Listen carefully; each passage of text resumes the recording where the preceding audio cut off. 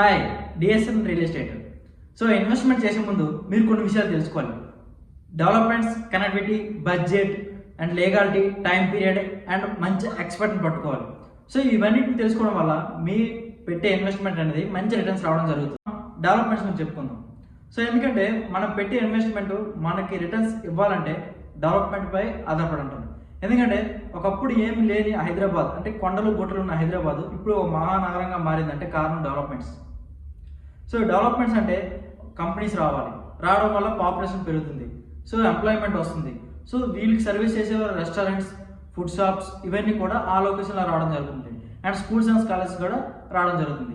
So ఈరోజు మనం పెట్టే ఇన్వెస్ట్మెంట్ అనేది అప్పటికి డిమాండ్ అవుతుంది కాబట్టి మనకి మంచి రిటర్న్స్ వచ్చే ఛాన్స్ ఉంటుంది. కనెక్టివిటీ. సో ఈ కనెక్టివిటీలో మేజర్గా ఎందుకంటే మనం పెట్టే ఇన్వెస్ట్మెంట్ అనేది ఈ కనెక్టివిటీపై బేస్ అయి ఉంటుంది. ఎందుకంటే ఇన్ఫ్రాస్ట్రక్చర్ బాగుంటాయి కదా, ఆ లొకేషన్లో కంపెనీస్ రావడానికి మేజర్ ఛాన్స్ ఉంటుంది. ఎందుకంటే ఒకప్పుడు హైదరాబాద్లో మనకి అవుటర్ రాకముందు రేట్స్ ఎలా ఉన్నాయి, అవుటర్ వచ్చాక డెవలప్మెంట్స్ అండ్ రేట్స్ ఎలా మారాయి. ఎందుకంటే ఒక ఫారెన్ కంపెనీ రావాలనుకున్నప్పుడు అక్కడ కనెక్టివిటీ ఏముంది అని చూస్తారు. ఎయిర్ కనెక్టివిటీ ఉందా లేదా, రోడ్ కనెక్టివిటీ ఉందా లేదా మెయిన్ చూస్తారు.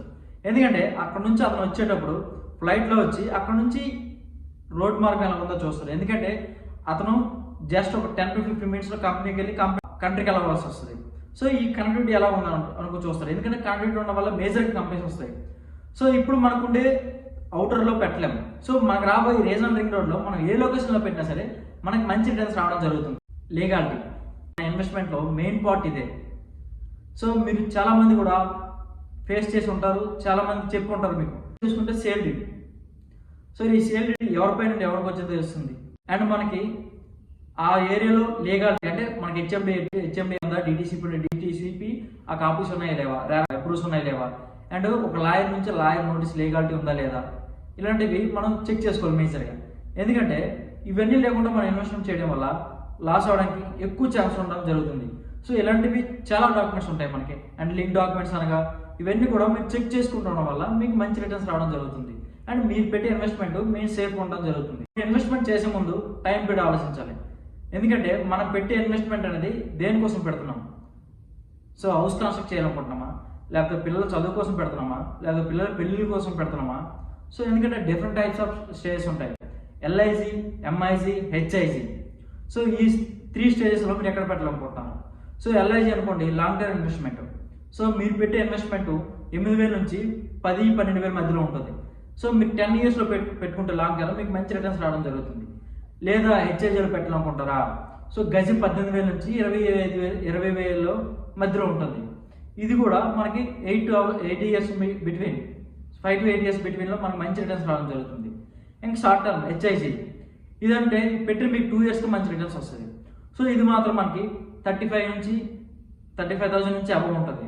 సో మీరు దేంట్లో ఇన్వెస్ట్మెంట్ చేయగలరు, సో ఏ పర్పస్ చేయాలనుకుంటున్నారు. సో మీకు బల్క్లో అమౌంట్ ఉంది, సో హెచ్ఐజీ చేసుకోండి, లేకపోతే ఎంఐజీ చేసుకోండి.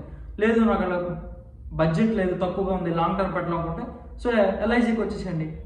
సో ఈ బేసిక్ తెలియడం వల్ల మీకు రీసేల్ కోసం మీకు తొందరగా అవుతుంది. సో మీరు మెయిన్గా ఇన్వెస్ట్మెంట్ చేసేటప్పుడు ఒక ఎక్స్పర్ట్ని పట్టుకోవడం చాలా ఇంపార్టెంట్. ఎందుకంటే అతనికి ఈ ప్రతి పాయింట్ కూడా తెలుస్తుంటుంది. సో రియల్ ఎస్టేట్ అనేది ఒక మహాసముద్రం. ఇందులో మనం చెక్ చేసి ఇన్వెస్ట్మెంట్ పెట్టాలనుకుంటే చాలా టైం అనేది తీసుకోవాల్సి వస్తుంది. అదే ఒక ఎక్స్పర్ట్, రియల్ ఎస్టేట్లో ఉన్న ఎక్స్పర్ట్ని పట్టుకోవడం వల్ల మీకు మంచి ఇన్వెస్ట్మెంట్ అనేది అతను పెట్టించడం జరుగుతుంది. ఎందుకంటే మన హైదరాబాద్లో చాలా హైవేస్ ఉన్నాయి.